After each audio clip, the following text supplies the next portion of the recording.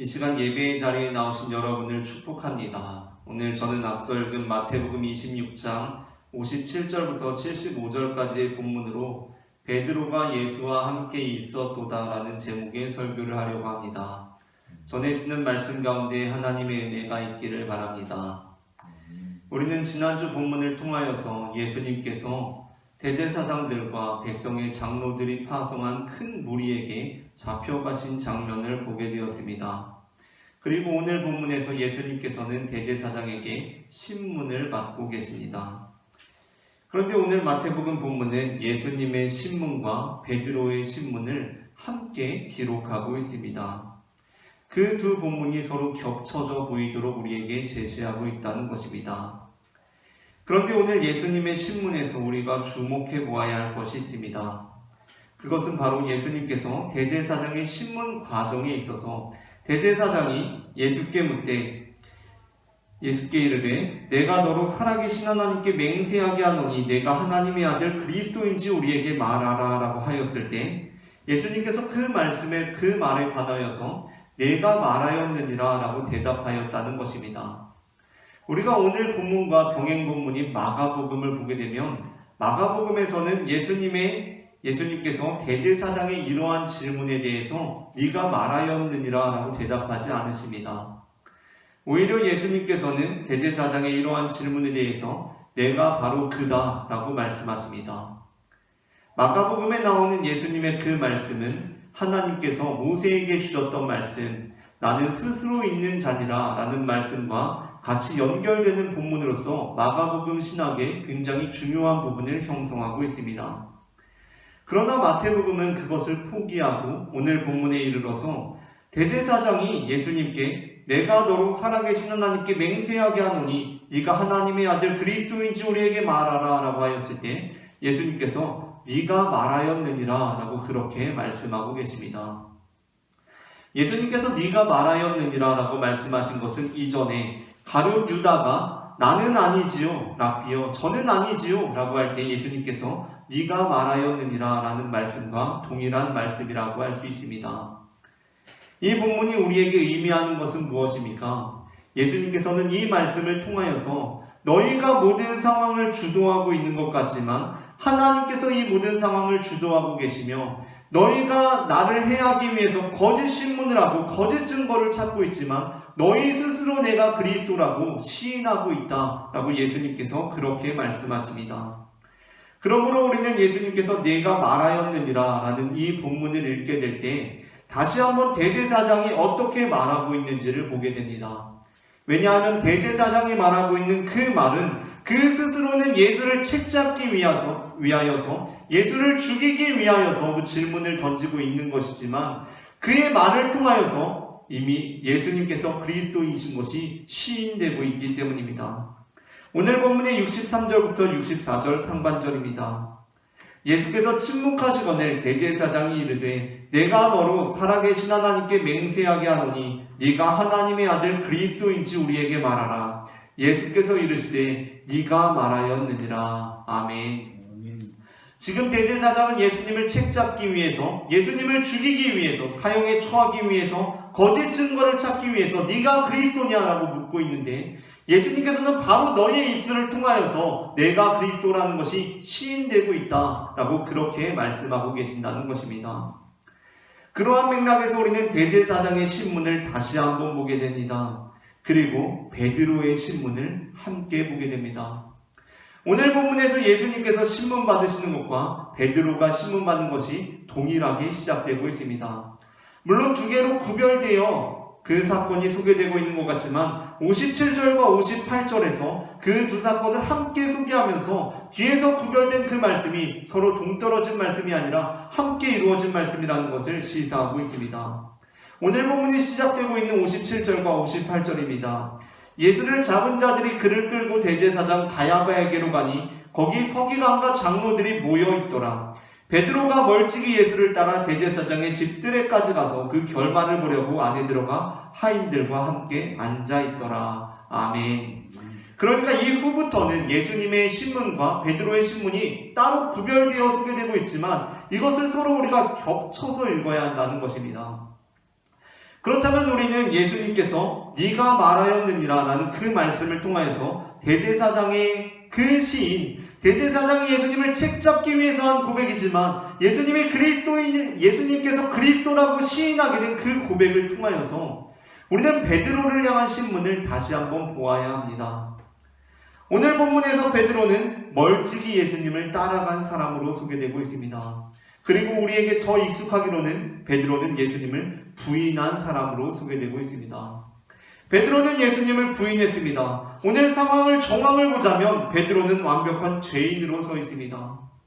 그러나 오늘 본문에서 대제사장이 자신은 예수님을 책잡기 위해서 한 고백이 실제로는 예수님이 그리스도라고 시인한 고백이 되었던 것처럼 하나님께서 베드로를 통하여서 어떠한 모습을 보고 계신지 우리에게 드러내고 있습니다.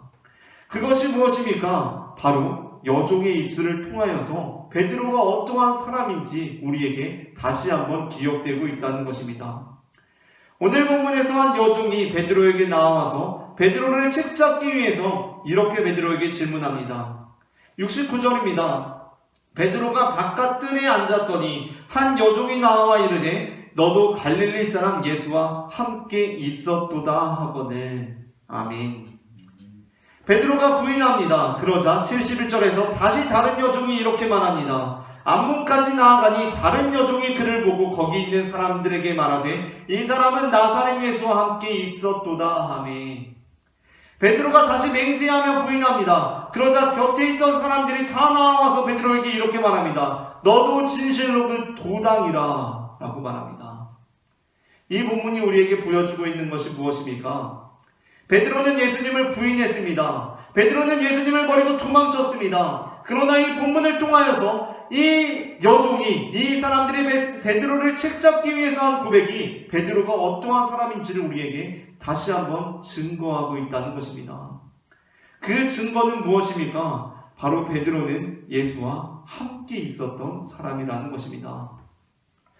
우리는 지난주 본문을 통하여서 예수님께서 대제사장들과 백성의 장로들이 보낸 그 큰 무리에 의하여서 잡혀가시는 장면을 보게 되었습니다. 그리고 그 본문은 모든 제자들이 다 예수님을 버리고 도망갔다라는 것으로 끝나고 있습니다. 그런데 오늘 본문에서 베드로는 다시 등장합니다.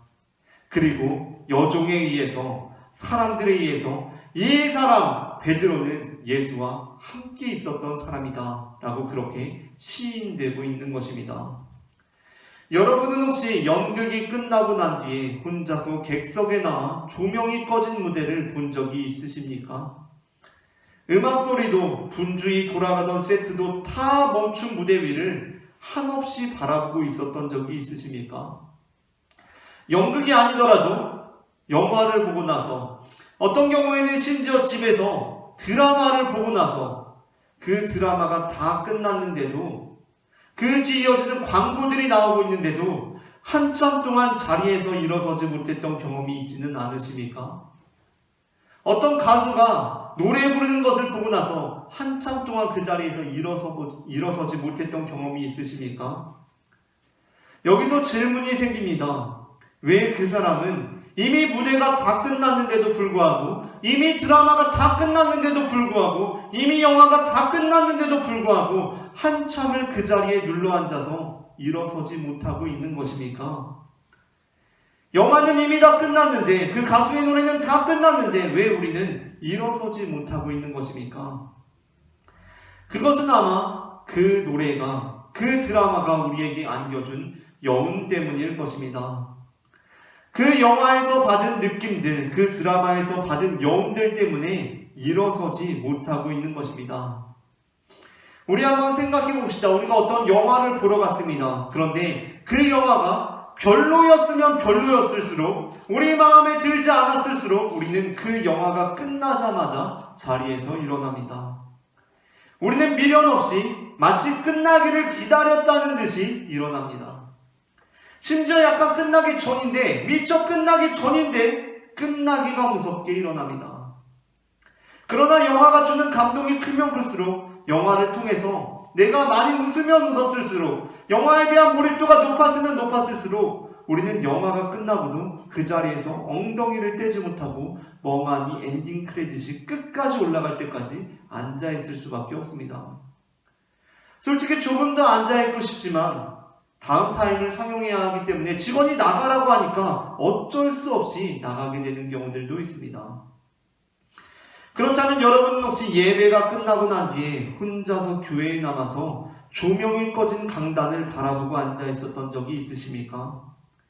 음악이 꺼지고 기도하던 사람들이 다 돌아가고 그러고 나서도 교회에 남아 멍하니 십자가를 바라보고 있는 사람을 보신 적이 있으십니까? 이미 예배가 다 끝나고 말씀이 다 선포된 이후인데 집에 가는 내내 그 말씀이 우리의 가슴 속에서 쟁쟁하게 울려 퍼지는 경험을 하신 적이 있으십니까? 출애굽기 33장 7절부터 11절에서 우리는 그랬던 사람을 만나게 됩니다. 그 사람은 바로 눈의 아들 젊은 수종자 여호수아였습니다. 출애굽기 33장 7절부터 11절에서는 하나님 앞에 나아가는 모세와 함께 그의 젊은 수종자 여호수아의 모습을 우리에게 보여주고 있습니다. 출애굽기 33장 7절부터 11절입니다. 모세가 항상 장막을 취하여 진 밖에 쳐서 진과 멀리 떠나게 하고 회막이라 이름하니 여호와를 앙무하는 자는 다 진 바깥 회막으로 나아가며 모세가 회막으로 나아갈 때에는 백성이 다 일어나 자기 장막문에 서서 모세가 회막에 들어가기까지 바라보며 모세가 회막에 들어갈 때에 구름 기둥이 내려 회막문에 서며 여호와께서 모세와 말씀하시니 모든 백성의 회막문에 구름 기둥이 서 있는 것을 보고 다 일어나 각기 장막문에 서서 예배하며 사람이 자기의 친구와 이야기함 같이 여호와께서는 모세와 대면하여 말씀하시며 모세는 진으로 돌아오나 눈의 아들 젊은 수종자 여호수아는 회막을 떠나지 아니하니라. 아멘. 이 본문에 의하면 모세가 이스라엘 민족들과 지낼 때에 회막으로 여호와 하나님을 만나기 위해서 나아갑니다. 그러자 어떠한 일이 벌어집니까? 모세는 민족의 지도자였기 때문에 모세가 진 밖으로 나가서 회막으로 나아갈 때 이스라엘 백성들이 다 거기에 참여합니다. 다 일어나는 것입니다. 다 동참하는 것입니다. 그리고 모세가 회막에 들어가는 것을 바라봅니다. 모세가 회막에 들어가 있는 동안에 각자 장막문에 서서 그 예배에 그 여호와 하나님을 만나는 자리에 동참합니다. 그리고 그러한 상황 속에서 모세는 하나님과 대면하여 이야기를 나눕니다. 하나님과 교제합니다. 마치 사람이 친구와 이야기함과 같이 모세는 하나님과 말씀을 나누었습니다. 그런데 드디어 이 다음에 오늘 우리가 함께 읽은 본문에 가장 중요한 내용이 나옵니다. 무슨 구절입니까? 이제 모세가 하나님과 말씀을 나누었습니다. 그리고 모든 것이 끝났습니다. 그런데 11절 하반절의 내용이 이렇습니다. 모세는 진으로 돌아오나 눈의 아들 젊은 수종자 여호수아는 회막을 떠나지 아니하니라. 아멘. 모세가 하나님과 말씀을 나눕니다. 그리고 다 끝났습니다. 모세는 다시 진으로 돌아옵니다. 성스러운 곳에서 하나님을 만나고 삶의 연장으로 돌아가는 것입니다. 그리고 이 다음에 생략된 내용이 있습니다. 무슨 내용이냐 하면 아까 모세가 진으로 나아올 때 일어나서 모세가 회막에 들어가는 것을 바라보던 사람들, 그러니까 모세가 드리던 예배 그 교제에 함께 동참했던 사람들, 함께 그 장막문에 서서 그 만남에 동참했던 사람들은 어떻게 한 것입니까? 모세가 진으로 다시 돌아갔을 때 그 사람들 역시 다 일상생활의 자리로 돌아갔을 것입니다. 모세가 회막에 들어가 있는 동안 다 각자 장막문에 서서 예배를 드리던 사람들 역시 모세가 진으로 돌아가고 나서 굳이 기록되어 있지는 않지만 그들 역시 모세처럼 다 각자 자기의 일상의 자리로 돌아갔을 것입니다. 이제 모세가 회막에서 나왔습니다. 예배가 끝이 났습니다. 말씀이 끝이 났습니다. 시간이 다 됐습니다. 그러니까 우리는 일상으로 돌아가는 것이 너무나 당연한 일 아닙니까? 지체할 필요 없습니다. 어영부영할 일 없습니다. 말씀이 끝났으면 나는 이제 바쁘게 내 일상생활로 돌아가면 됩니다. 그런데 그때 다 그렇게 자기 일상생활로 돌아갔을 때, 할 만큼 했다고 여기며 돌아갔을 때 본문에서 한 사람의 얼굴이 클로즈업 되고 있습니다. 그 사람이 누구입니까? 바로 눈의 아들 젊은 수종자 여호수아입니다.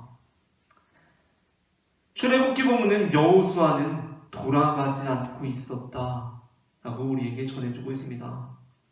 11절의 하반절입니다. 모세는 진으로 돌아오나 그리고 모든 백성들이 자기 일상생활의 터전으로 돌아갔지만 눈의 아들 젊은 수종자 여호수아는 회막을 떠나지 아니하니라. 아멘. 여호수아는 모세가 진으로 돌아갔지만 회막을 떠날 수가 없었습니다. 이 일은 아마 단 한 번이 아니라 반복적으로 일어났을 일이라고 생각이 됩니다. 그러니까 모세가 하나님을 만나기 위해 회막으로 나아갈 때마다, 그리고 그 회막에서 나와 진으로 돌아갈 때마다 여호수아는 모세가 돌아가고 나서도 한참 동안 회막을 떠나지 못하고 있었던 것입니다. 왜 그랬겠습니까? 여호수아는 그 자리에서 하나님과 모세가 가졌던 만남의 여운을 느끼고 있었을 것입니다. 모세가 하나님과 대면하여 이야기를 나눈 그곳, 그 자리, 거기서 느껴지는 그 공기와 빛과 그림자들 속에서, 미세한 소음들 속에서 뭔지 모를 신비함과 경외감으로 그 여운을 느끼며 그 자리에 남아 있었던 것입니다. 여호수아는 모세를 이어서 그 후계자로서 이스라엘 민족을 이끌어 나가게 됩니다. 하나님께서 여호수아를 통해서 보았던 것은 무엇이겠습니까? 바로 그 여운을 간직할 수 있는 그 감수성을 하나님께서는 보셨던 것입니다. 우리는 가끔 어떠한 물건이나 사물 혹은 공간에서 그 사람의 숨결을 느끼게 되곤 합니다. 아들이 군에 가서 벌써 못 본 지가 3주나 됐습니다. 엄마가 아들이 너무나 보고 싶어서 그 아들의 방에 들어갑니다. 그리고 그 잘 정돈된 방을 이렇게 저렇게 살펴보다가 아들이 자신의 신체의 일부처럼 여기면서 늘 쓰고 다니던 야구모자를 발견하게 됩니다. 그리고 생각 없이 그 야구모자를 집어들고 이리저리 살펴보다가 자기도 모르게, 우리가 대체로 자기도 모르게 그런 일을 할 때가 있습니다. 뭐냐면 야구모자 그 안쪽에 냄새를 맡아보게 된 겁니다. 무슨 냄새가 났겠습니까? 아주 쾌쾌한 머리 냄새가 나지 않았겠습니까? 순간적으로 엄마는 인상을 찌푸리고 무슨 냄새야 합니다. 그런데 얼마 지나지 않아서 어머니는 다시 그 모자 안쪽에 코를 갖다 댑니다. 그리고 그 냄새를 다시 천천히 들이마십니다. 그런데 그 순간 군에 가서 3주간 못 본 그 아들의 모습이 너무나 사무치게 그리워지는 것입니다. 그리고 그 야구모자 하나 들고 있을 뿐인데 그 아들이 마치 나와 함께 있는 것처럼 느껴지는 것입니다. 또 어떤 사람은 아버지를 만나기 위해 아버지 일터에 찾아갔다가 아버지의 사무실에서 잠시 출타 중인 아버지를 기다리게 되었습니다. 그렇게 아버지의 사무실 혹은 작업실에 앉아있다가 여기저기 살펴보는데 그 공간 곳곳에서 아버지의 숨결이 느껴집니다. 아버지의 노트에서, 아버지의 컴퓨터에서, 아버지의 슬리퍼에서 아버지의 모습이 느껴지는 것입니다. 그 느낌은 너무나 소중하고 특별한 것이라고 할 수 있습니다. 우리는 그 느낌을 소중하게 간직할 수 있어야 합니다. 여호수아는 지금 회막에서 그것을 느끼고 있었습니다. 남들은 담아내지 못했던 것, 남들은 간직하지 않았던 것, 그 여운을 소중히 간직하며 그 회막에서 떠나지 않고 그 자리를 지키고 있었던 것입니다. 하나님께서 모세와 이야기를 나눈 그 공간에서 비록 나 여호수아는 지금은 하나님과 친구처럼 이야기를 나누지 못하지만 그 여운을, 그 숨결을 느끼고 있는 것입니다. 사소한 것들 속에서 그 여운들이 여전히 전해지고 있기 때문입니다. 저는 우리 모두가 이러한 여호수아와 같은 사람들이 되기를 소망합니다. 그 사람은 바로 예배 가운데 큰 울림을 경험한 그것을 소중히 간직하는 사람입니다. 이제 예배 끝났으니까, 이제 말씀 끝났으니까 그냥 일상생활로 돌아가고 끝나는 것이 아니라 예배가 끝났는데도, 말씀이 끝났는데도 그 예배의 여운이, 그 말씀의 여운이 나의 마음을 사로잡고 다시 예수를 따라가게 만드는 것입니다. 예배가 끝났는데도 그 자리에서 일어설 수가 없는 것입니다. 우리의 몸은 이미 일어나서 집을 향하고 있지만 우리의 영혼은 그 자리에서 여전히 주님의 말씀을 곱씹으면서 주님의 사랑을 경험하면서 그 자리에 남아있는 것입니다. 그 사람이 바로 하나님께서 모세의 후계자로 삼으실 여호수아와 같은 사람일 것입니다. 하나님에 대한 사랑, 하나님에 대한 은혜로 인해서 예배가 끝났는데도 그 자리를 붙들 수가 없는 것입니다. 이와 같이 우리는 오늘 본문을 통해서 예수님께서 고난을 당하실 때 베드로의 모습을 통해 베드로 역시 예수님께 얼마나 강렬한 경험을 했었는지 조금이나마 추측해 볼 수 있습니다. 사실 우리가 지난주에 살펴보았던 바와 같이 예수님께서 대제사장들과 백성의 장로들이 파송한 큰 무리에 의해 잡혀가실 때 제자들은 다 도망쳐버리고 말았습니다.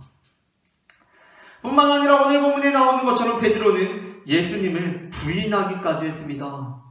그래서 일반적으로 많은 그리스도인들은 제자들, 특별히 베드로는 아주 비겁하고 아주 겁쟁이인 인물, 예수님을 버린 배신자로 여기기까지 합니다.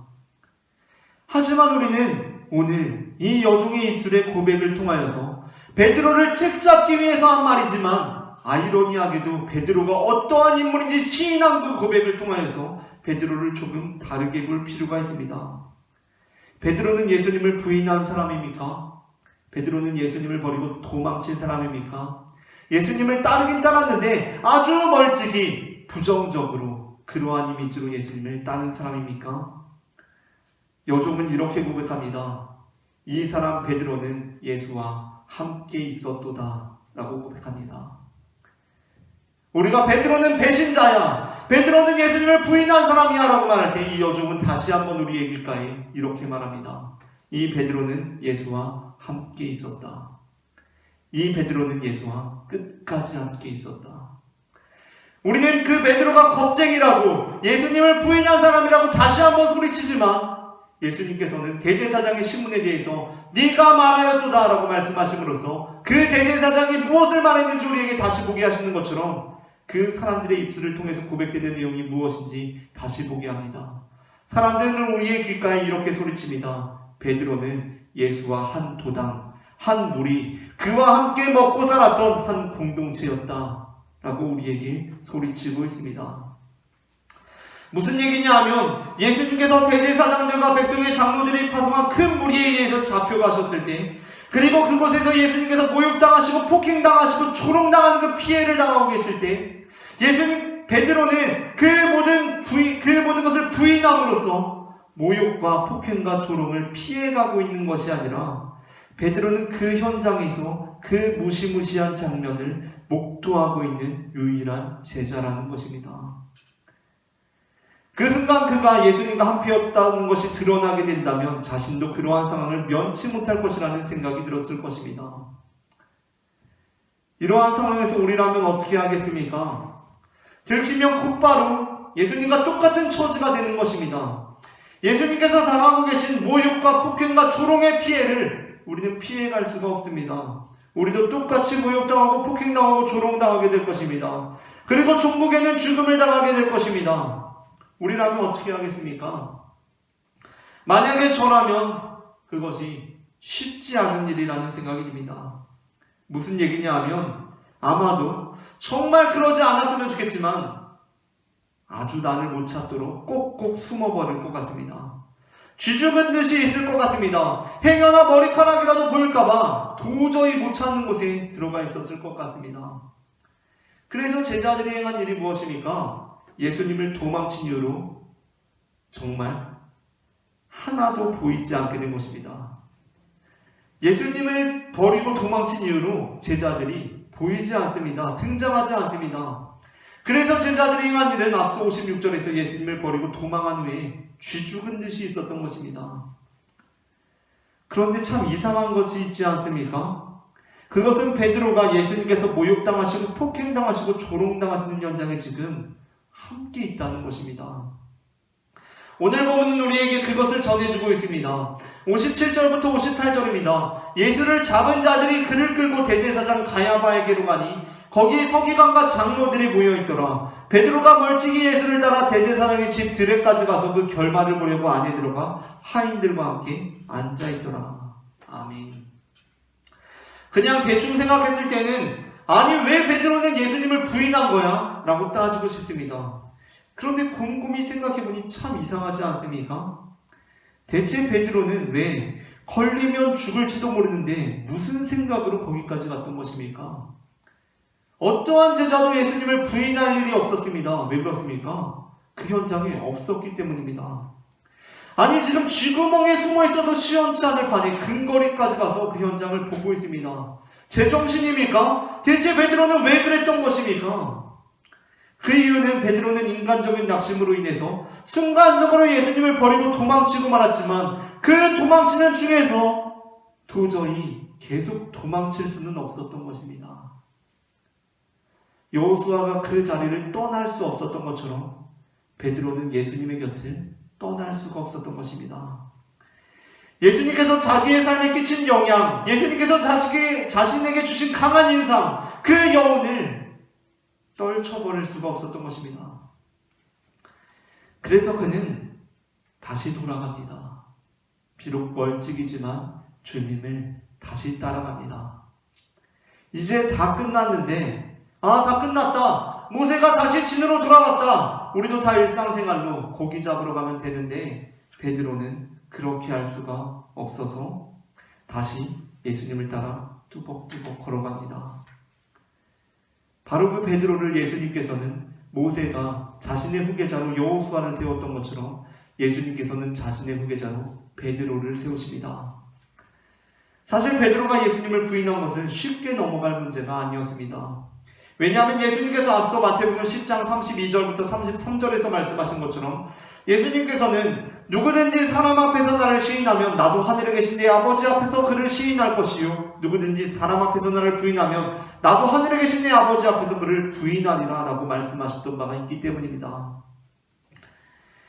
그러나 우리가 알고 있는 이후의 내용들은 우리로 하여금 이 말씀, 그러니까 누구든지 사람 앞에서 나를 시인하면 나도 하늘에 계신 내 아버지 앞에서 그를 시인할 것이요 누구든지 사람 앞에서 나를 부인하면 나도 하늘에 계신 내 아버지 앞에서 그를 부인하리라 라는 이 말씀이 도대체 무슨 말씀을 하시는 것인지 갈피를 잡기 어렵게 합니다.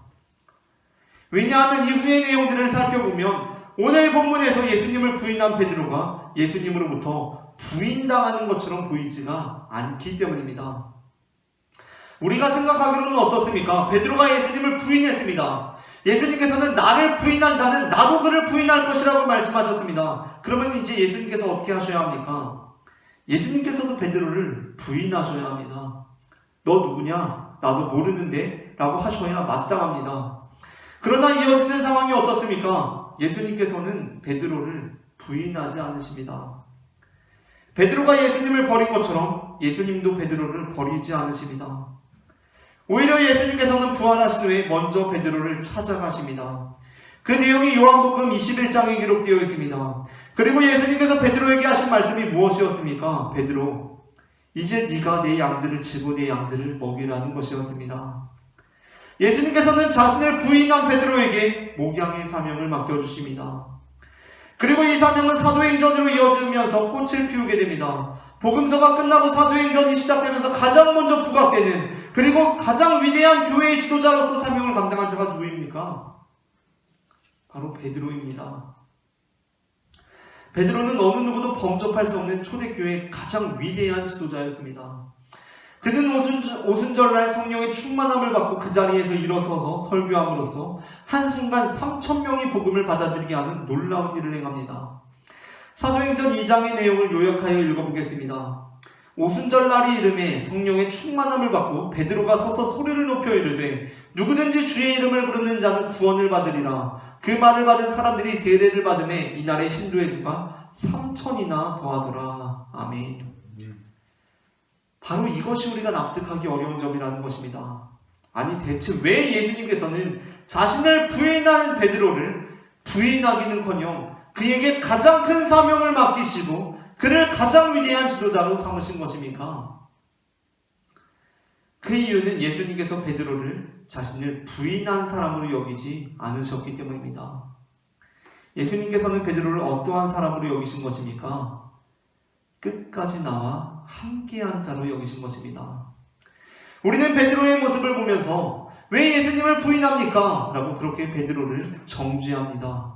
그러나 예수님께서는 베드로가 부인하는 모습을 보고 계시지 않습니다. 아니, 베드로만이 부인할 수 없었음을 보고 계십니다. 다른 제자들은 다 예수님을 부인할 필요가 없었습니다. 왜 그렇습니까? 예수님과 끝까지 함께하지 않았기 때문입니다. 베드로만이 예수님을 부인할 수 있었습니다. 베드로만이 그 가장 끝자락까지 가서 예수님을 부인할 수 있었던 사람이라는 것입니다. 그 상황 속에서 예수님께서는 베드로가 부인하고 있는 모습을 보고 계신 것이 아니라 베드로가 끝까지 예수님과 함께하고 있는 모습을 바라보십니다. 그리고 예수님께서는 그 베드로를 자신의 후계자로, 교회의 지도자로 삼으신 것입니다. 때로 우리가 삶을 살아가다 보면 우리는 우리의 모습에 실망할 때가 있습니다. 우리의 모습에 낙심할 때가 있습니다. 내가 이것밖에 안 되나? 나는 오늘도 예수님을 부인했구나 라고 그렇게 생각될 때가 있습니다. 그러나 우리가 그렇게 우리 자신을 바라볼지라도 예수님께서 우리를 어떻게 바라보고 계신지 아십니까?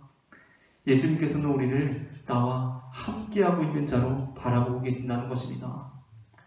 사실 그렇습니다. 우리가 시험을 당하는 것, 우리가 넘어지는 것, 우리가 낙심하는 것, 우리가 때로 예수님을 부인하는 것, 우리가 예수님과 함께하지 않는다면 전혀 당할 필요가 없는 고난들이지 않습니까? 우리가 이 시간 다시 한번 우리의 희망을 발견하길 원합니다. 주님께서는 우리의 무너진 모습 속에서 너 왜 무너졌느냐 라고 책망하시는 것이 아니라 그래, 그것이 바로 너가 지금도 나와 함께하고 있는 증거다 라고 말씀하고 계십니다. 예수님께서는 대제사장의 말에 주목하라고 말씀하십니다. 그를 신문하고 있는 그 말에 주목하라고 말씀하고 있습니다. 여종은 이렇게 고백하고 있습니다. 이렇게 시인하고 있습니다. 베드로, 이 사람은 예수와 함께 있었던 사람이다.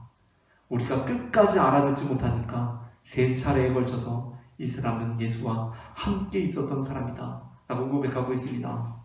우리 역시 예수님과 끝까지 함께하는 자가 되기를 소망합니다. 때로는 넘어지고 쓰러질지라도, 때로는 우리의 마음에 시험이 찾아올지라도, 이것이 내가 주님과 여전히 함께하고 있는 증거가 된다라는 것을 발견하고 끝까지 무너지지 않고 우리의 마음 가운데 여전히 십자가의 흔적이 남아있다면, 우리의 눈 가운데 여전히 하나님의 눈물이 남아있다면 그것을 끝까지 놓지 않고 주님을 향해 나아가는 주님의 자녀들이 되기를 소망합니다. 이처럼 하나님께서는 우리가 비록 넘어질지라도 끝까지 포기하지 않고 그분 앞에 나아갈 때 그 마음속에 진실함을 보시는 분임을 저는 마태복음 26장 57절부터 75절 말씀을 근거로 고백합니다. 오늘 전해진 말씀 가운데 하나님의 은혜가 임했기를 바랍니다.